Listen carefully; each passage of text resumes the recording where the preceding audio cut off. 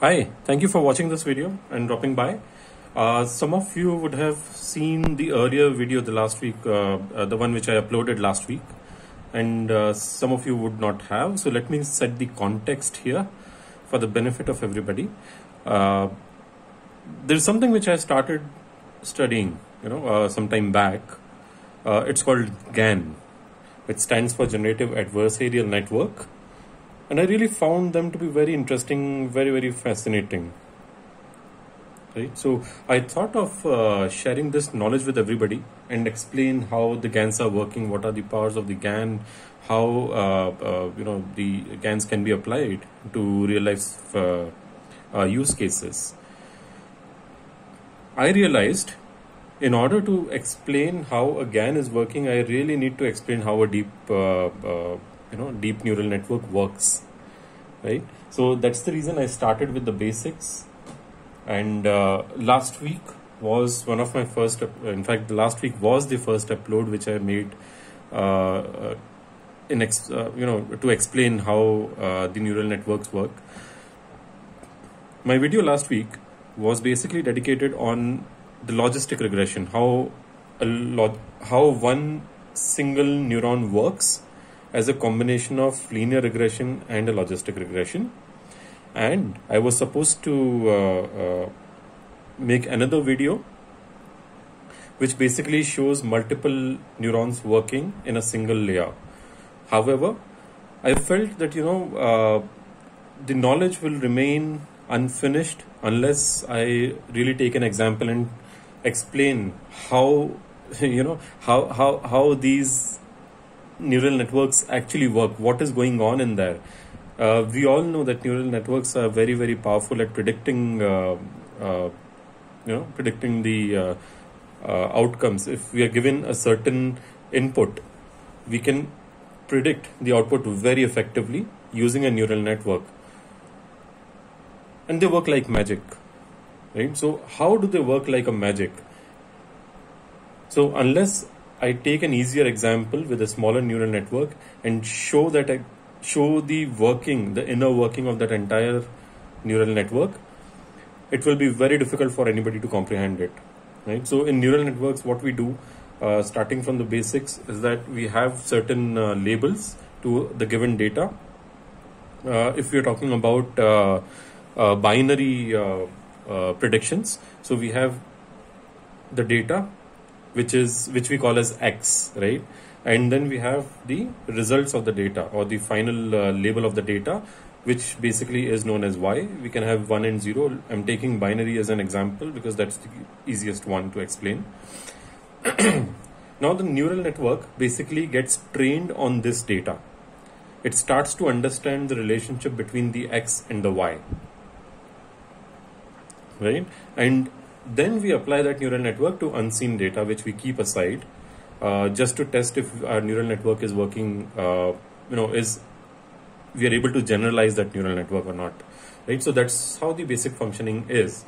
Now let's come to the neural network. How exactly is it working, right? So this entire video is basically dedicated on explaining the functioning of a neural network.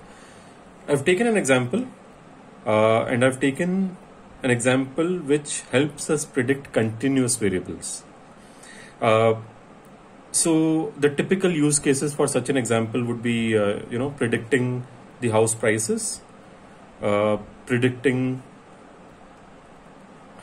the marks, so these are continuous variables. So this particular example will help us predict a continuous value, right? Okay, so as you can see on your screens, I have an A4 sheet with one very simple neural network which contains 2 layers with 2 neurons each. On the left hand side, you have the X. This is basically the input, and on right hand side you have the Y. Right, so Y1, you can see Y1 and Y2 I've mentioned over there, but I'll be explaining what exactly I've written over there at a later stage. So we send X from here and we get Y from here, right? Now what is X and Y? X is nothing but a vector of numbers, a matrix of numbers, sorry. And Y is basically the vector of numbers. In our case, in this particular example, I'm not using the vectors and the matrices just to keep this thing simple, and I've used continuous numbers, right? Okay, so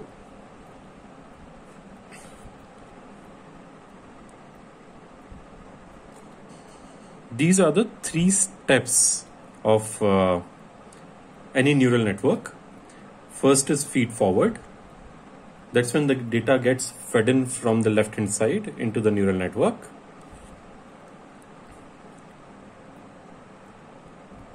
Second is cost.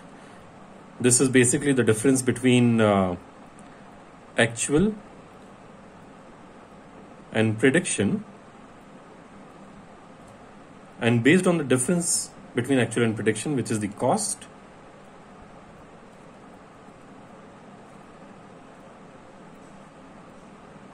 we do back propagation. During back propagation, the information travels back from left to right.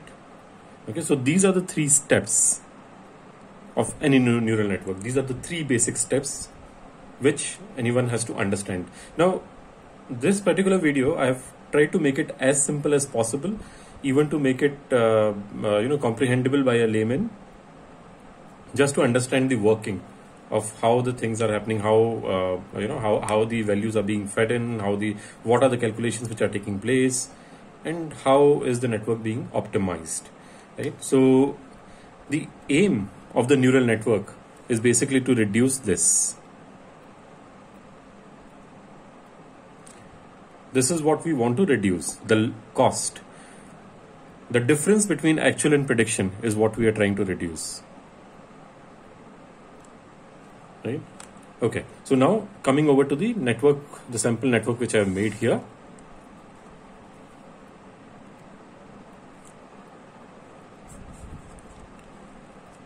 So we have 2 layers, right? And 2 neurons each, with 2 neurons each. So we have layer 1 and we have layer 2. This layer 2 is also known as output layer, since it gives us an output, and layer 1 is the hidden layer.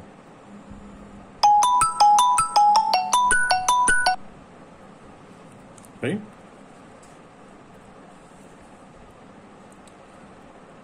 So now layer 1, the hidden layer has 2 neurons into it,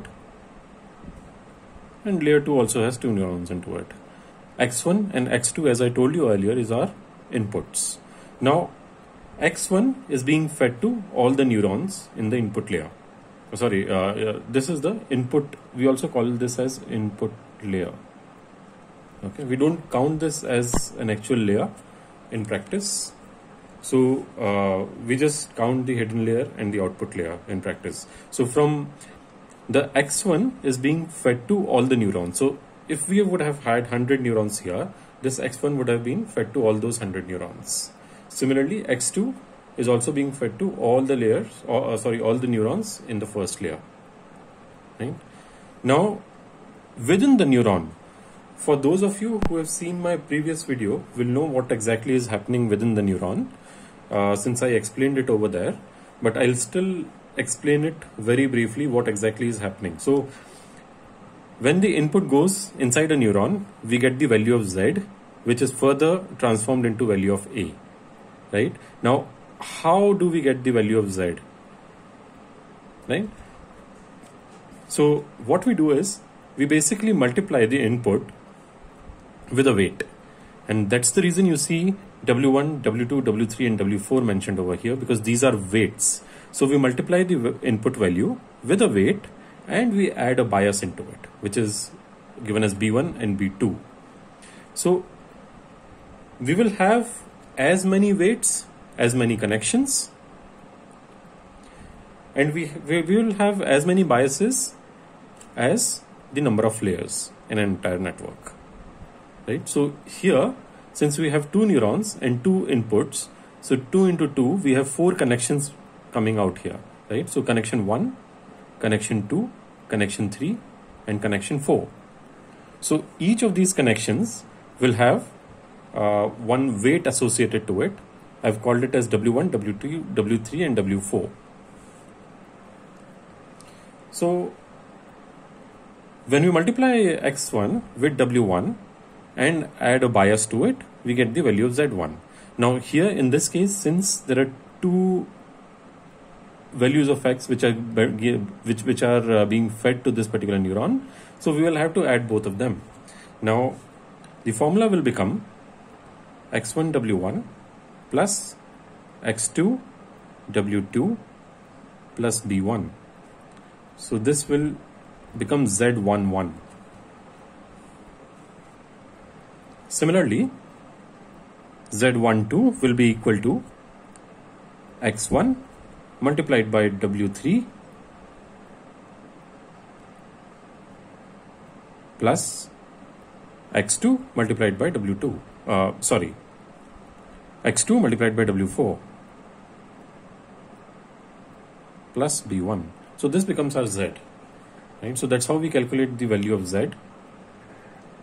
Again, our input was a number, X1 and X2. When we multiply it with a weight and add bias to it, we get a number which is Z1 and Z2, Z11 and Z12. So we get the value of Z. This is how we get the value of Z, right? And this formula remains the same. Now, when we go from being a Z to A, is when things go a little bit different based on what is the kind of function that we are using, right? So here we have used sigmoid function in both the layers, in both the neurons. So we have a sigmoid function applied to this layer, and we have a sigmoid function applied to this layer. So each of the layers will have their own activation function. So when we do a sigmoid activation, our A11 will become sigmoid function applied to Z11, and similarly A12 becomes a sigmoid function applied to Z12. Okay, and so on and so forth. The connections go on like this. I'll be explaining it more now. This is the actual values of X1 and X2 which are given to us, and these are the ground truth values.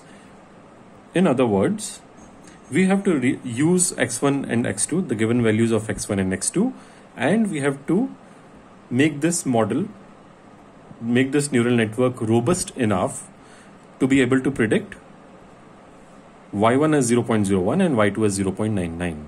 This is what our intention is. Okay, right. So now, how do we get the values of W1, W2, the weights? So there are 8 weights here and 2 bias. The answer is we initialize them randomly. We take any random number. We prefer to keep it below 1. And we initialize these weights. So if you see, this is the random initialization of the weights and the bias. This alpha is basically the learning rate. This will be used later on when we are calculating the gradients. Right. So we start with the step 1, which is the feed forward.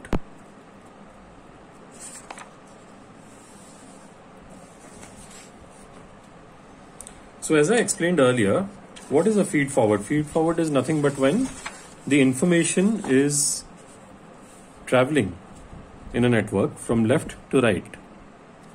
Okay, so that's what is called as feed forward, and based on that we calculate the error, which is also known as the loss. Right? So I have explained earlier, input multiplied by weight plus the second input multiplied by second weight plus the value of bias will give us Z1. So that exactly is what we have done here. If you see, X1 W1 x1 multiplied by w1 plus x2 multiplied by w2, x2 multiplied by w2 plus b1. b1, we got the value of z11, and we apply a sigmoid function. We know the sigmoid function is depicted by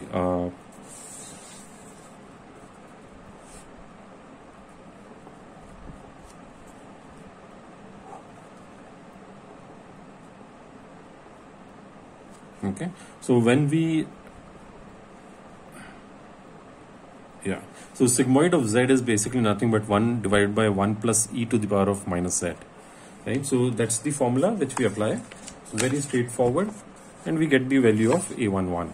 So we have got the value of a11. Remember, we have done a random initialization of the weights, so there has to be an error into it, there has to be a loss into it. Our job is to find out what exactly is the loss. Basically, to quantify the loss is what we want to do right now. So once we quantify the loss, we will be able to adjust these weights which we initialized randomly earlier.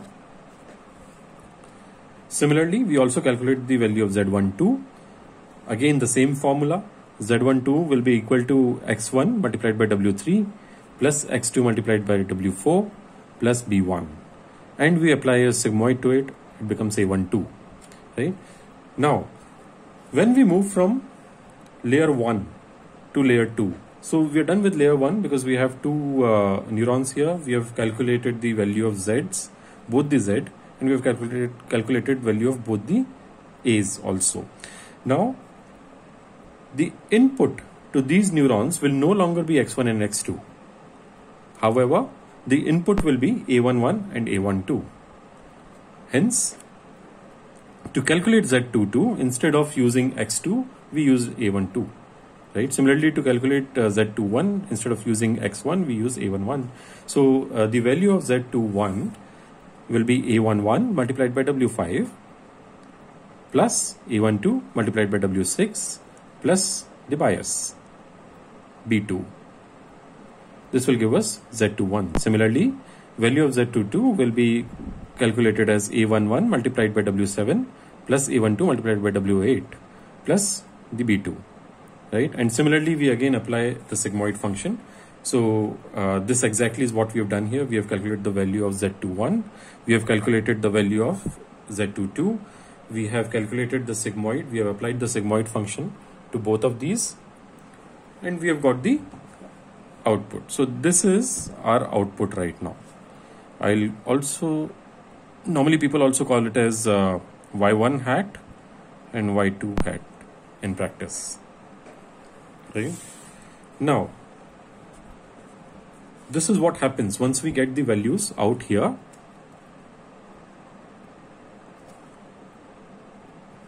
Right? So using these values, we calculate the difference between these values and the actual ground truth,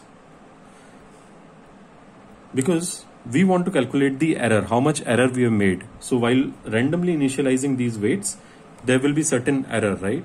So we want to know the quantity of that error. We want to quantify that error. How much is the error? Right? So we subtract the values that we get here from the ground truth. Right? So difference between prediction and actual is our error. However, having said that, what we use is something called mean square error in this case. So there are multiple types of errors. We have a simple error, we have a squared error, we have mean squared error, we have root mean square error. There are various types of errors which we can use when it comes to continuous values. Right? So in this case, we are using mean squared error. As the name suggests, mean square error is nothing but the square of the error which we take an average of, right? So we calculate the errors, we take its square, and we calculate an average. That's what is meant by mean square error, right? So this is a continuous value which is coming in as output, so hence we are calculating mean squared error. right? We could have also calculated RMSE, which stands for root mean square error. The choice of error depends on the person who is implementing the model. And also it depends on various other factors which will come into play at a later stage. Right? When it comes to different classes, when it comes to predicting a binary result, then the errors will change. We'll have something called cross entropy. We have binary cross entropy. We have multi-class prediction also. So there are various types of errors. Right now we are going ahead with the mean squared error. As I explained earlier, error is nothing but the difference between prediction and actual. So we have taken the difference between prediction and actual. Now our prediction is A21 and our actual was Y1. So it should have been Y1. Instead of Y1 we got A21. Similarly, it should have been Y2, but instead of Y2 we got A22. So we take the difference of them, and since we are doing a square, so we have taken the error. Now difference between actual and prediction, we have taken the error E. Now coming over to square S, so we do a square of it, simple, as the name suggests. Now it's a mean square error. So when we do a mean, we have to basically divide it by the total number of instances. Here we have 2 instances, so we do divide it by 2. So we have a mean square error. Right? Now E1, so I break down the entire loss. I call it as a loss, the total error. I call it as loss, and I break down the total error into E1 and E2. E1 is what we are getting from the first neuron, and E2 is what we get from the second neuron. Right? So this is my total loss, 0.29835, and this is my error 1, and this is my error 2. We need to keep a track of our errors, because we need to find out whether our model is working or not, whether our calculations are working fine or not. So it's very, very essential for us to calculate the errors properly. Okay, so we have done the step 1, feed forward, where we calculated the values of Z and we applied the functions to it. And we did this step 2, which is the calculation of loss, which is right here. Now we go over to step 3.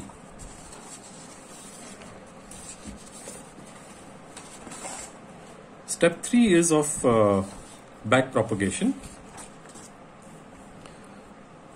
a mathematically intensive step, and this is the most crucial step of any deep neural network, because when we say the network is learning, when we say deep learning, the network is learning something, right?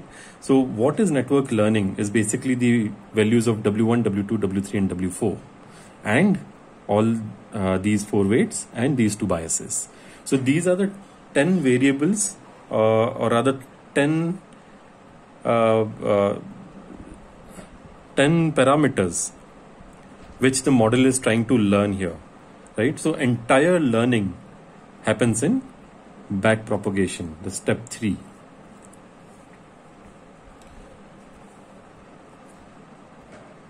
Right? So now we know the error. Okay, now we know the total error which is arising from our network because of using a randomly generated value of weights and biases. Now we back propagate. So we send the error back through the network to adjust these weights. And how do we adjust these weights? We basically use the gradients, right? So we use the derivatives. Some people also call it as derivatives. Very, very important at this stage is to know about the chain rule, because that forms the basis of calculation of the gradient. I'll explain you the chain rule also. Right.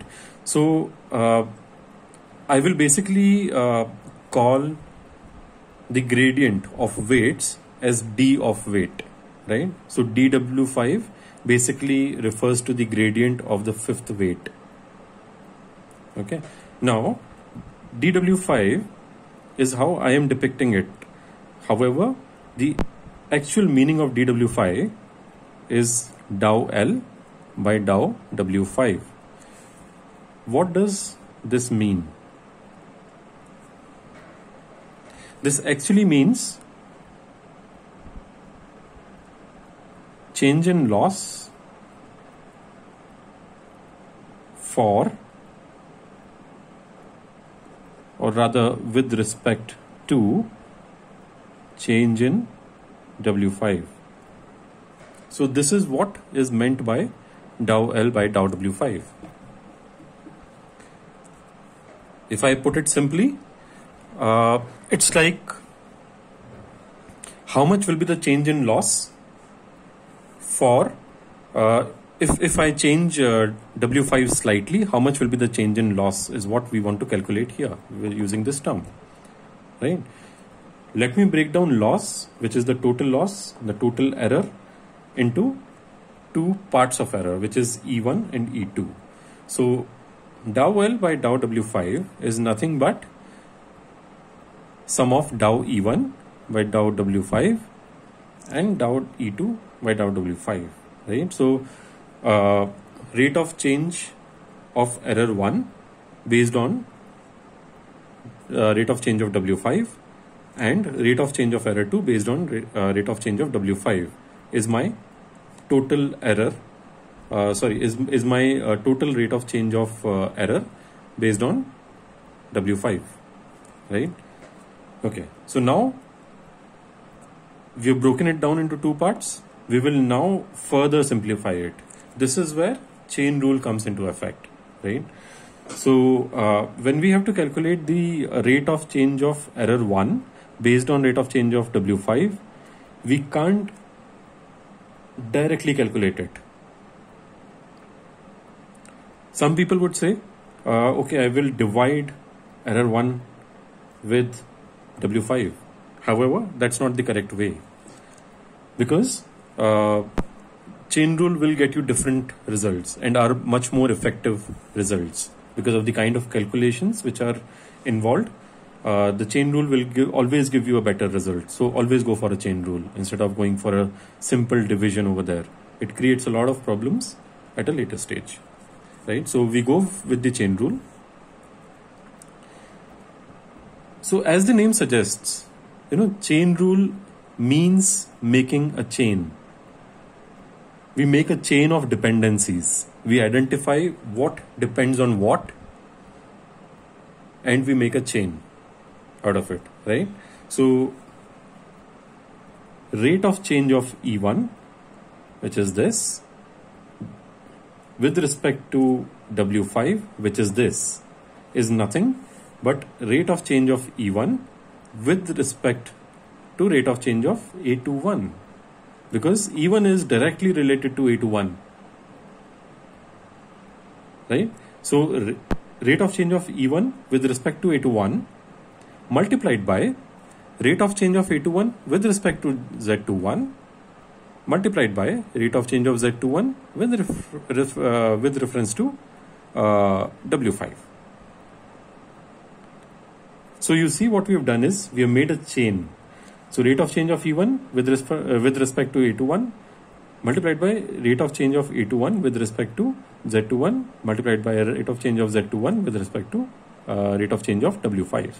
So we have made an entire chain over here, and this is the holy grail of how we calculate the gradients, the chain rule.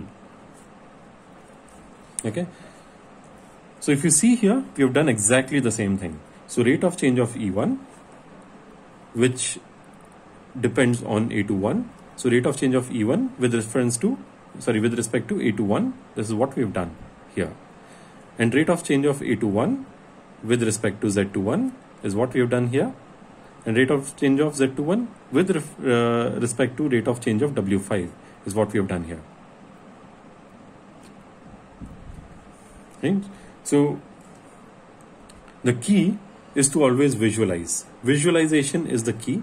Unless we are not able to visualize the entire network, we will not be able to form this chain, right? And we'll not be able to identify these dependencies. So it's very, very important to understand, that we need to know what is the network. We need to visualize the network, right? So now coming over to the second term, dow E2 with respect to dow W5, which is dow E2 with respect to dow W5. Now, again, very important point. E2, the rate of change of second error, does not depend on W5, right? Because there is no interconnection between these two. Hence, this term is nullified to 0. Right? So we nullify this term to 0 because W5 will not have any relevance to E2. W5 will have a relevance to E1 only. Similarly, W6 will have a relevance to E1. W7 will have a relevance to E2. W8 will have a relevance to E2. W8 will not have a relevance to E1. Right? And similarly, W7 will not have a relevance to E1. So this term is nullified to 0. Okay, so now we come to this expanded form. How to calculate this further? Now, we take the logical route here. Rate of change of error 1 with respect to the rate of change of A21. If we have to calculate this, this is nothing but the difference, right? So this is nothing but the difference between A21 and the ground truth. So this forms, this basically is the first term. So dow E1 with respect to dow A21 is nothing but the difference between A21 and the ground truth. Hence, we further expand this to A21 minus Y1. These are some of the very important steps which we have to consider throughout. So I'm spending a little more time here. Now, coming to the second term, dow A21 with respect to dow Z21. So dow A21 and dow Z21. So if we have to find the relationship of change between these two variables, since we have used a sigmoid function, there is a formula to it. For those who have studied derivatives and gradients will know the entire derivation of this formula. However, I'll not get into the entire derivation of this formula at the moment, but I will directly jump on the formula. Let me assume x and y. So we are changing x into y by applying a sigmoid function to x. Okay, so when we are going back from y to x, we basically use this formula. Okay, so using similar formula here, I've just applied the formula here. So very simple. A21 multiplied by 1 minus A21, and we get the rate of change of A21 with respect to rate of change of Z21. So in other words, we have found out how much will be the change in A21 if we do a very small minute little change in Z21, right? So we have converted this and expanded it like this, right? Now coming over to the third term, rate of change of Z21 with respect to the rate of change of W5 is what we need to calculate. Now, think about it logically. If I change A11, it will change my Z21. Why? Because my W5 my rate of change of Z to 1 with reference to W5, rate of change of W5 will depend on A11, right? Because if I change my A11, my DW5 will also change to reach a certain value of Z to 1. Right? So that's the logic which I have applied, and that's the reason rate of change of Z to 1 with respect to the rate of change of W5 is nothing but A11. Right? So I expand this into this. So now I have expanded all the three terms. After this, it's very easy. I just have to plug in the numbers. I will get this, right? So this value is nothing but the value which we need to reduce after multiplying with the learning rate. If you remember, I had also initialized a random learning rate, right? So this learning rate is to be multiplied to this term, and we reduce it from our existing value of W5, which is 0.4. I have plugged in the values.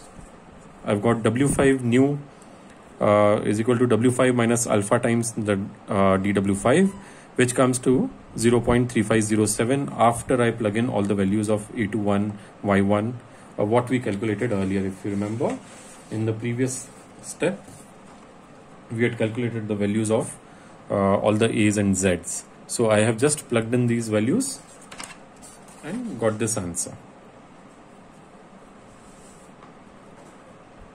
Similarly, I also calculate dow L by dow W6. Again, dow L by dow W6 is nothing but rate of change of total error with respect to rate of change of W6. So the rate of change of total error with respect to W6. Now I again break down the total error into error 1 and error 2. So rate of change of error 1 with respect to rate of change of W6 plus rate of change of error 2 with respect to W6. Now rate of change of error 2 with W6 will not have any relevance in rate of change of error 2. So this term is nullified to 0. I expand rate of change of E1 with respect to W6. Right? So I expand this relationship. Now to expand this relationship, I use the same chain rule. Keep visualizing it. It will be very easy. Rate of change of E1 with respect to rate of change of A21 multiplied by rate of change of A21 with respect to Z21 multiplied by rate of change of Z21 with respect to rate of change of W6. That exactly is what we did here. Right? The way I expanded the terms here, I am expanding the terms here also. So rate of change of error 1 with reference to A21 is nothing but the difference between the ground truth and the prediction. Prediction is A21 here.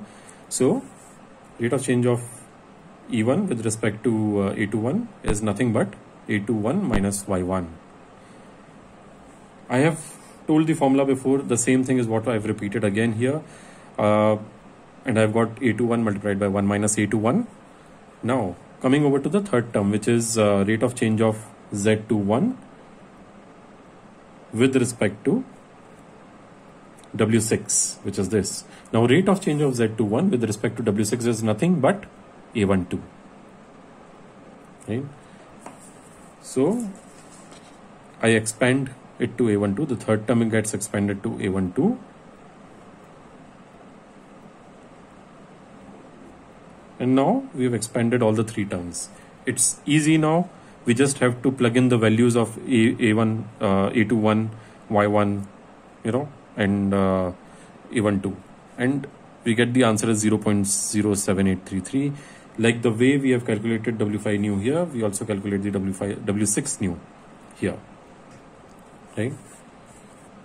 So we have got the new 6th weight, we have got the new 5th weight. We repeat the same process to find out the 7th weight and the 8th weight.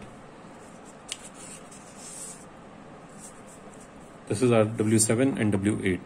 So remember, when we are doing a feed forward, we start from left and go to right. And as I said earlier, when we do back propagation, we start from left and then go to right. Hence, we picked up W5, W6, W7 and W8 before we picked up W1, W2, W3 and W4. Right? So the process is same. The entire working is same. Right? The only difference is, since rate of change of E1 will not be dependent of rate of change of W7, and rate of change of E1 will not be dependent on rate of change of W8, we have made this term and this term as 0. Okay, because W8 doesn't have any play in identifying the rate of change of error 1. W8 doesn't have any effect on error 1, and W7 doesn't have any effect on error 1.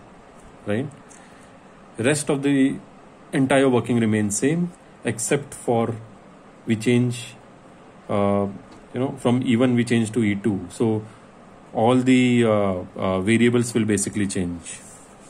Right? So I've got the new value of W7 as 0.51358, and I've got the new value of W8 as 0.56678.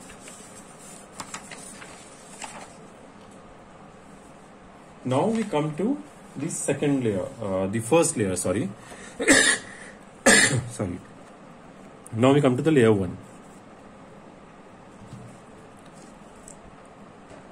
Okay, there is a slight change, although the logic remains the same. Remember, I told you we have to visualize the entire network to get this right. If we don't visualize the network, we'll never get this right. So the logic remains the same, but in this case, each of the weights will be affecting both the errors. Right? Because DW1 will have an effect on E1 as well as E2, because this is how DW1 is traveling and this is how DW1 is traveling. So DW1, the rate of change of the change in weight 1 will affect E1 as well as E2. Similarly, change in W2 will also affect E1 and E2, because this is how W2 will travel to E1 and this is how W2 will travel to E2. Same thing goes for W3 and W4. W3 will affect E2 like this, and W3 will affect E2 like this. W4 will affect E2 like this, and it will affect E1 like this. Okay, so that's the small change we have done here. I'll explain the first one, the weight one, and rest is basically the copy. Okay, so rate of change of total loss with respect to rate of change of W1 is what we want to identify, which in other words means that we want to understand the relationship between loss and W1. Okay, so dou L by dou W1 is nothing but dou E1 by dou W1 plus dou E2 by dou W1. I've already explained this. My loss is nothing but addition of error 1 and error 2. So I can break it down into these two, and I can expand this term into this. Right? Now, this term is basically dou E1 with respect to dou W1. So rate of change of E1 with respect to rate of change of W1. Again, we don't divide simply E1 by W1. We identify the rate of change. Okay. If we divide E1 with W1, it will give us the value of E1 on changing W1, discounting all the other values in between, which we don't want, and will create obviously complications in our network. So we follow the chain rule. Logic remains the same. Visualization, very important in this, but logic remains the same what I have explained earlier. Rate of change of E1 will depend on rate of change of A21. Right? So rate of change of E1 with respect to rate of change of A21 multiplied by rate of change of A21 with respect to rate of change of Z21 multiplied by rate of change of Z21 with respect to rate of change of A11 multiplied by rate of change of A11 with respect to rate of change of Z11 multiplied by rate of change of Z11 with respect to W1. Rate of change of W1. This is the chain which I have followed here. It is exactly the same. Right? Now, coming over to the second term, which is rate of change of second error 2 with reference to rate of change of W1. Right? So rate of change of error 2 with respect to rate of change of A22 multiplied by rate of change of A22 with respect to rate of change of Z22 multiplied by rate of change of Z22 with respect to A11 multiplied by rate of change of A11 with respect to Z11 multiplied by rate of change of Z11 with respect to rate of change of W1. So observe very carefully how we have traveled back. We have traveled back like this in a straight line here. We have traveled back like this in a zigzag fashion. Right? This exactly is what we have done. We have used the same logic. There is no change to it in expanding these terms further. So dow E1, so rate of change of E1 with respect to A21 is nothing but the difference between the prediction and the actual. So we have expanded it like this. We have expanded it like this. Similar way, so this one term is expanded. Similar way, rate of change of A21 with respect to Z21 is nothing but the application of the formula which I have explained earlier, which is here. Now rate of change of Z21 with respect to rate of change of A11. Now rate of change of Z21 with respect to A11 is nothing but the weight in between. Right? Hence we have written it as W5. Now this is taken care of. Next one, rate of change of A11 with respect to rate of change of Z11. Application of formula, very simple. We have done that. Now rate of change of Z11 with respect to rate of change of W1 is nothing but the previous term, which is X1. So we have multiplied with X1. Same logic we have explained, we have applied to the second term also, and we get the value of dW1. Now we multiplied this dW1 with the learning rate of 0.6 and we subtract that entire term from W1, the existing weight of W1, which is 0.15, and we get the value of the new weight, which is 0.14974. We use the same logic and calculate the value of dW2 new, which is the derivative of second weight. Similarly, we calculate the derivative of W3, which is this weight, and we calculate the derivative of W4, which is this weight. Now we have all the new values of weights. So this is just a comparison. If you see, these are the old weight values and these are the new weight values. These are the old weight values, these are the new weight values. There is something very interesting coming out of it. If you look at it closely, the rate of change of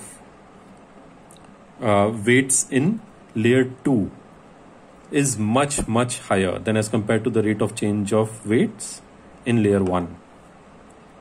Just compare it, you'll find it. 0.15 is reduced to almost 0.15. 0.20 is reduced to almost 0.2.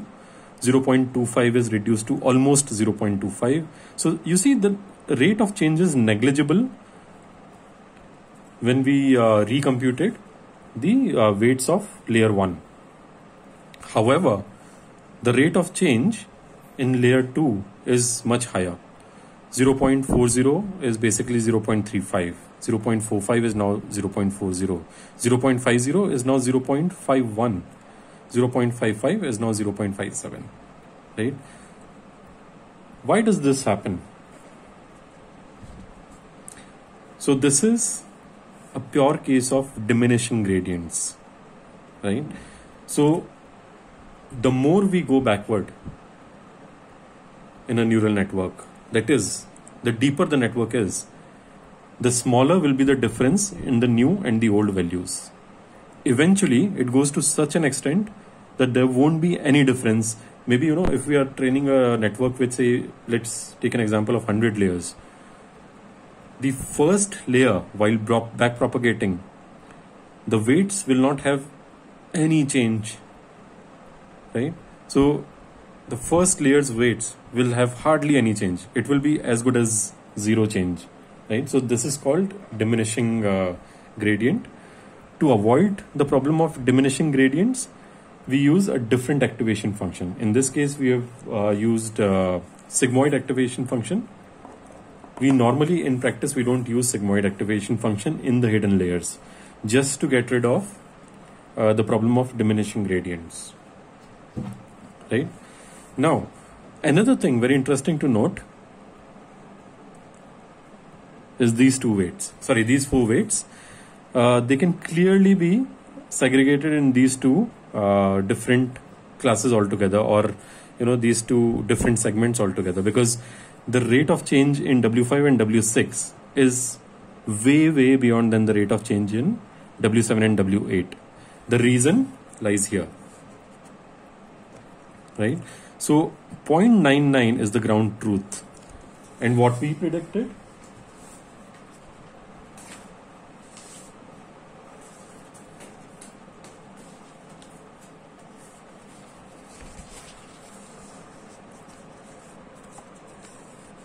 is 0.77 and 0.77. Just one moment. Yes. So if you see, the loss is lot lesser than as compared to E1, right? So loss in E2 is much lesser than loss in E1. Logically, what it means is, with these random weights with these 8 random weights and 2 random biases, we were able to predict Y2 with an A2 which is much closer to Y2 as compared to that of the first error term. The first ground truth. So the difference between A21 and Y1 is a lot more than as compared to the difference between A22 and Y2. That exactly is the reason as to why W7 and W8, the difference is much lesser, right? Okay, so once we do these weight recalculation, we are done with one step. In practice, we call it as epoch. So in practice, we can run as many epochs. In practice, we normally run, epochs in excess of 100 or 200 or 300 epochs at time.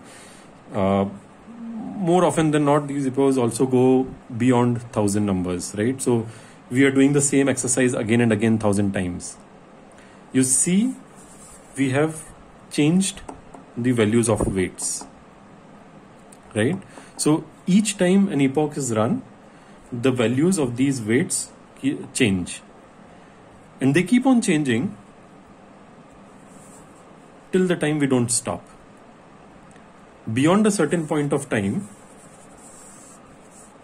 we might realize a graph like this, where this is the loss. Okay, so loss is decreasing, goes to the a point where the loss is least, and then starts to increase again. Sorry, let me do it like this. Okay, so the loss is decreasing till the point of time where it starts to increase again.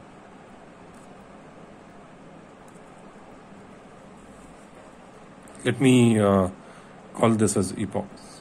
Okay, so maybe 100, maybe 200 epochs, 300, 400, 500, right?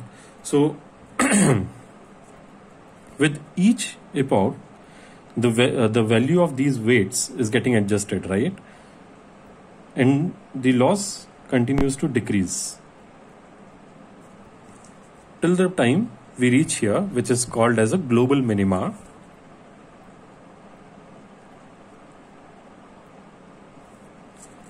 After which the loss starts to increase again, right? This is nothing but gradient descent algorithm, right? Now, we have completed one entire epoch. We repeat the feed forward again just to check if we have been able to successfully reduce the loss. And yes, we've been able to reduce the loss. My loss has basically decreased from 0.29835 to 0.29196. Error 1 is reduced from 0.27477 to 0.27037. My error 2 has also reduced from 0.02358 to 0.01259. You see, the rate of change in errors is very, very minute. It's very, very small. Okay? So there are ways and means of controlling that also. We can change the way we are initializing our weights and biases. Okay, so this is one classic example of showing that, you know, we can make a network learn. So our network is learned, right? So our network is learning to reduce the loss or the difference between actual and predicted, right? So I hope I have been able to explain it in depth, and I have been able to give you an intuition of how a deep network functions and performs, and how a deep network actually learns. If you found this video to be of benefit, you can also share it with others, and share the knowledge with everybody else. I've tried to make it as simple as possible. But yes, in my journey to GANs, there will be more videos coming in every week. So stay tuned. Do like my channel and subscribe to if you like it. I'll see you in the next video. Thank you so much. Have a good day. Bye.